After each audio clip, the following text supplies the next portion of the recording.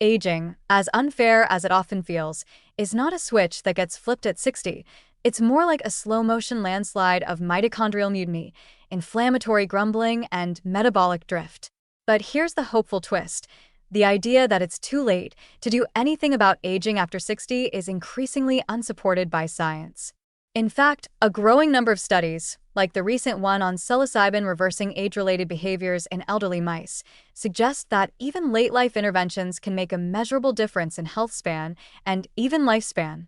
So the question becomes, which tools still work if you're starting the game after halftime? Let's start with the obvious favorite of researchers and biohackers alike: caloric restriction and fasting.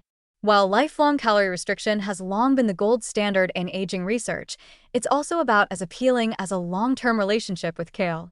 Fortunately, newer studies show that even initiating time-restricted eating or intermittent fasting in later life can deliver benefits. In older mice, time-restricted feeding improved metabolic health, reduced inflammation, and enhanced circadian alignment, without the need for extreme calorie cuts.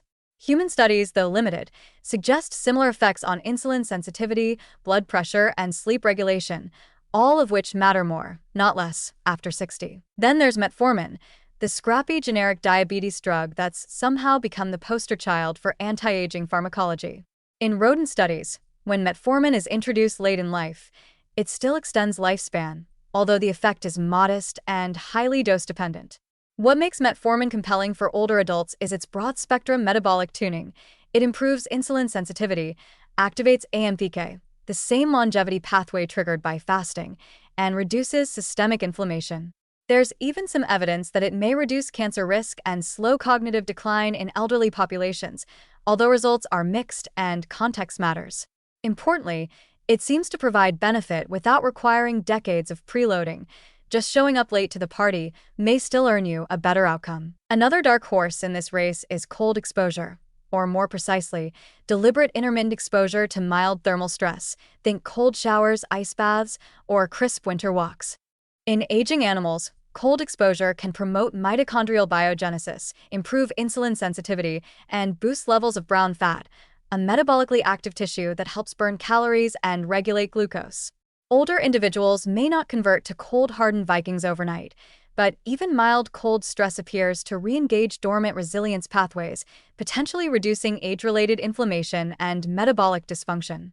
Bonus: it wakes you up faster than coffee. Let's not ignore senolytics, a class of compounds designed to clear out senescent cells, those zombie cells that stop dividing but refuse to die, hanging around to spew pro-inflammatory factors. Compounds like physidin and quercetin, both plant-derived flavonoids, have shown strong potential in mouse studies when given late in life.